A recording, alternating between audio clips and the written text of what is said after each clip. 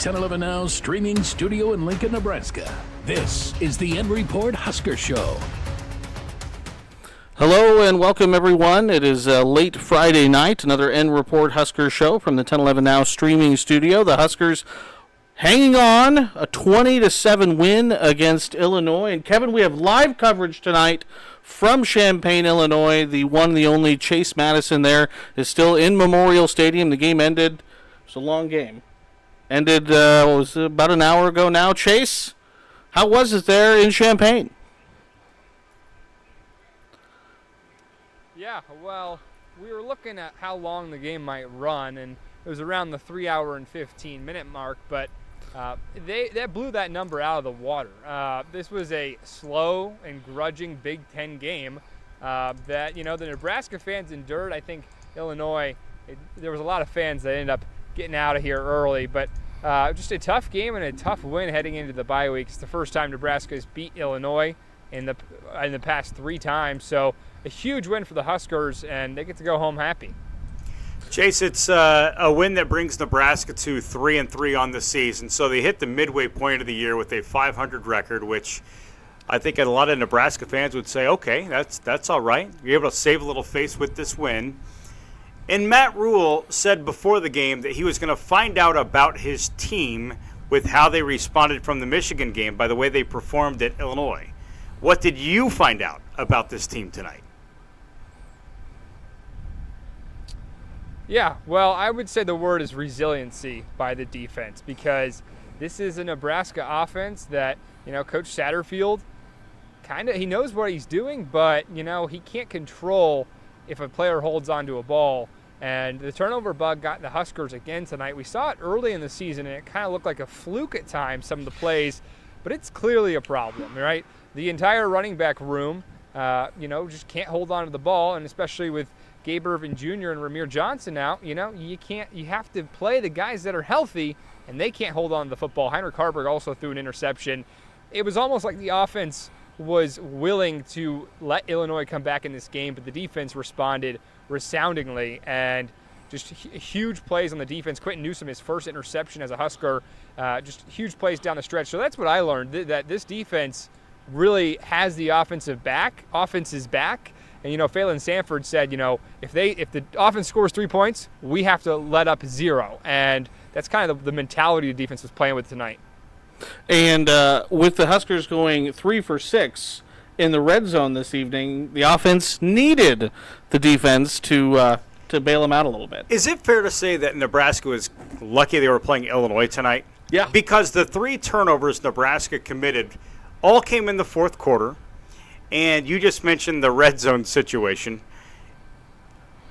A more opportune opponent probably would have flipped the outcome, or at least made this a little bit more dramatic down the stretch. Would you agree with that, Chase?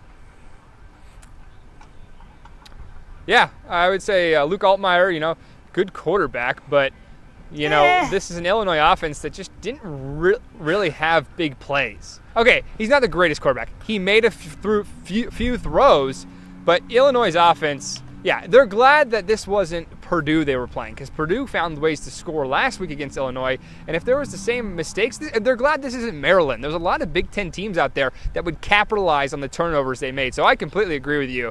They should be happy they played Illinois tonight, because that's part of the fact that they were able to survive the costly turnovers. 47 pass attempts from Luke Altmaier. I'm pretty sure if you asked Brett Bielema before the game, if your quarterback is throwing the ball 47 times, what's the outcome? I think he would honestly tell you, well, it's probably not the best situation for us. Reggie Love III looked like he left the game with an injury. Nebraska also suffered some injuries as well.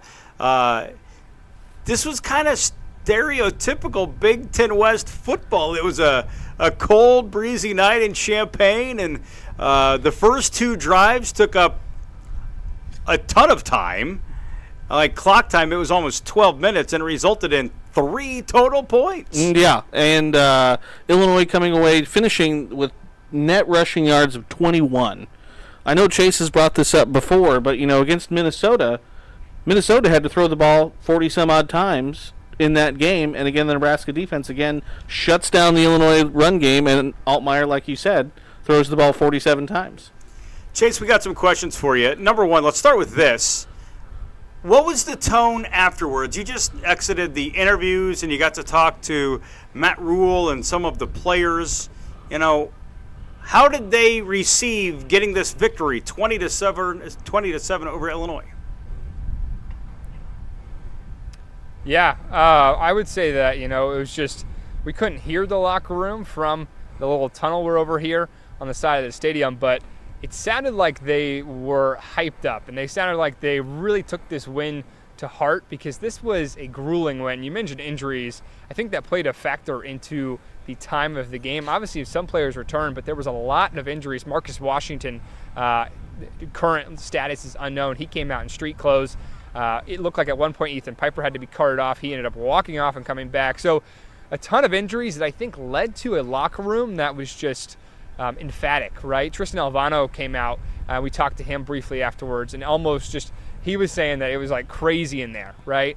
The players took a while to get to post-game because they were very excited and very happy. I think this was more of a team win than meets the eye on paper, because the defense won this game, but the way that they picked the offense up, I think everyone is rejuvenated, and it was a pretty high energy in the locker room tonight.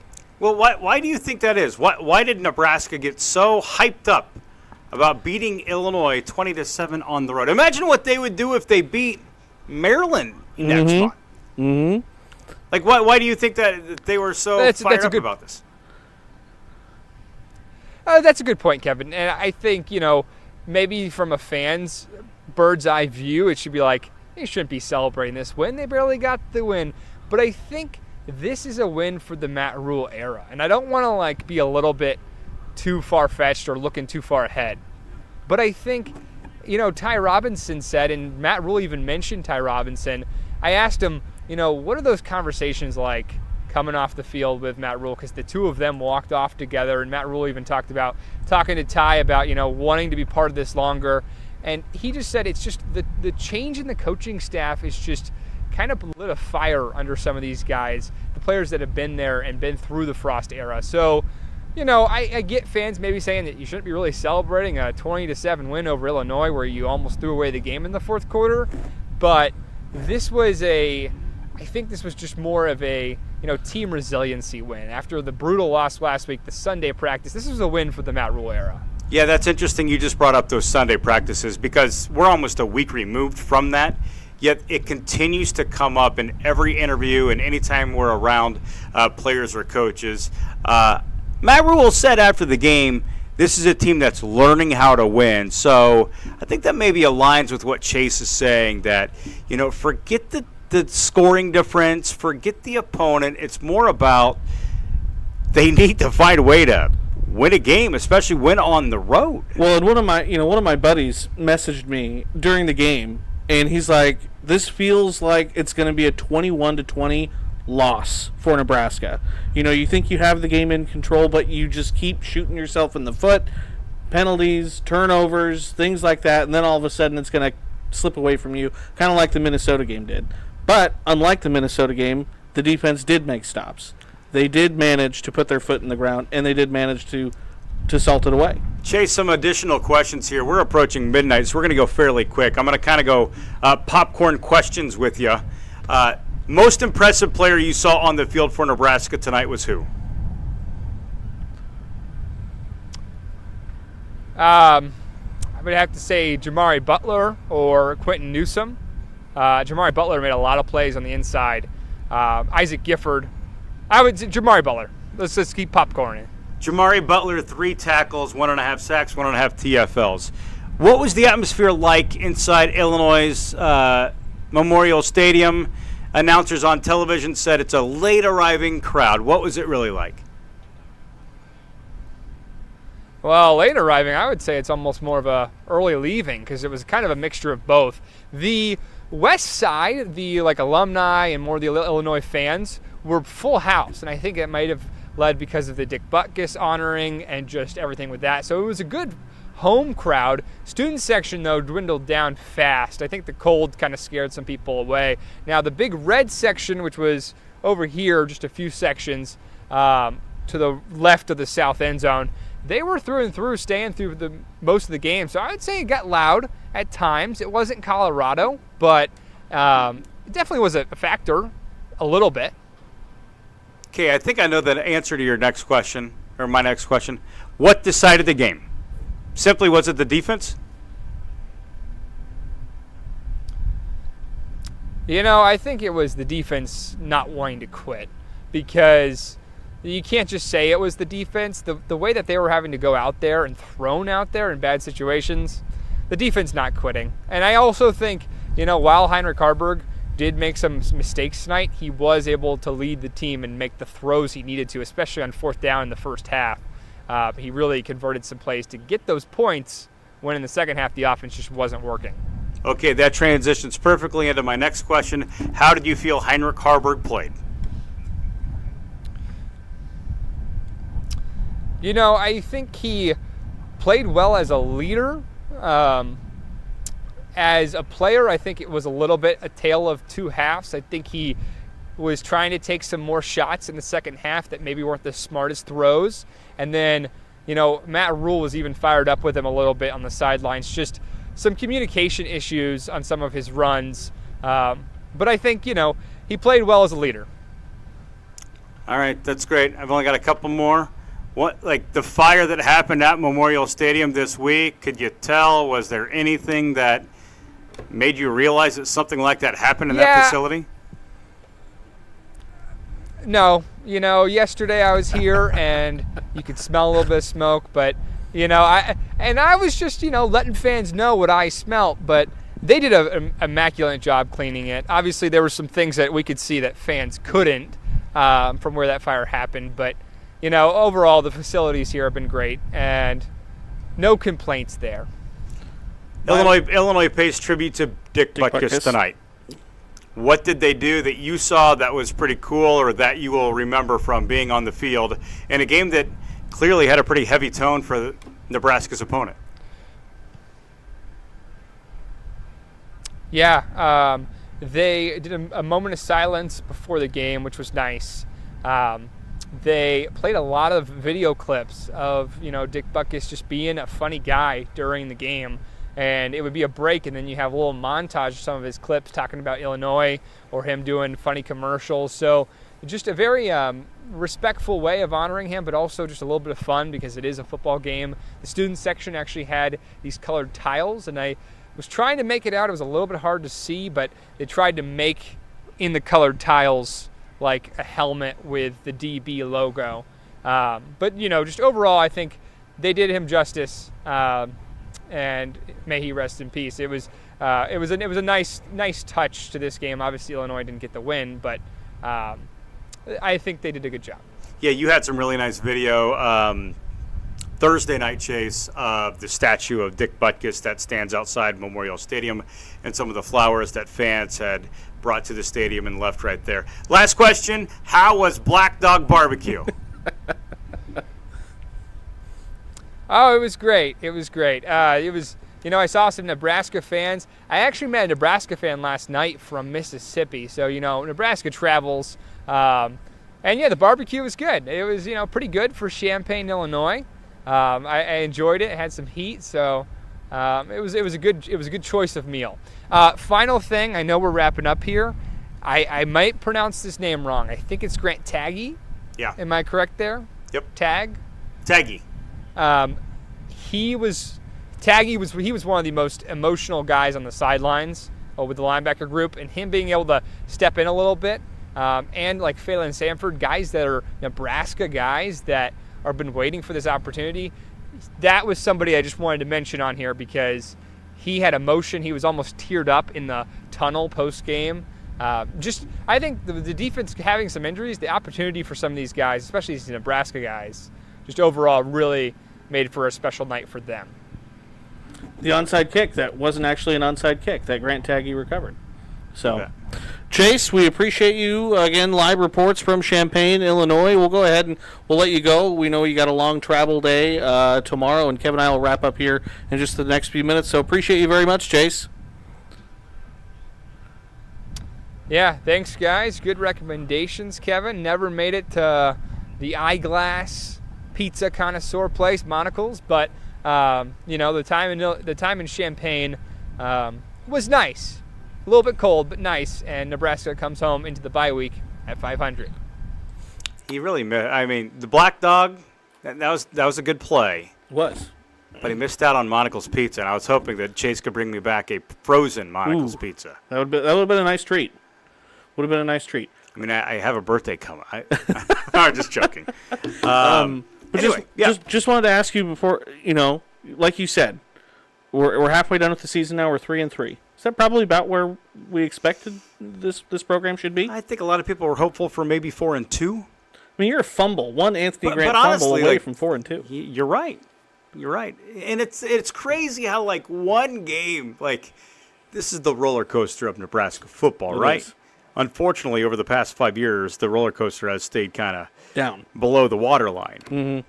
But right now, there have been some moments of peaking above, and like you mentioned, Bill, they're a fumble away from 4-2. And if you look at Nebraska's remaining schedule, the second half of the schedule, they have a bye week, then they come back, they play Northwestern. Mm-hmm. And then they also have Purdue at home, and Michigan State. Michigan State on the road. So I think if you're a Nebraska fan and you're trying to prognosticate what could possibly happen, you want the Huskers to win 2 of those 3. Yeah. Because that would put you in a stretch there to close out the year where you do have some pretty good opponents on the backside to get one of the final 3. Yeah. And one of the final 3 would get you to 6, and 6 would get you to a bowl game.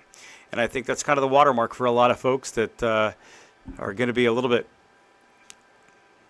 I don't want to judgy of Matt Rule's first year. They just won a bowl game. Yeah.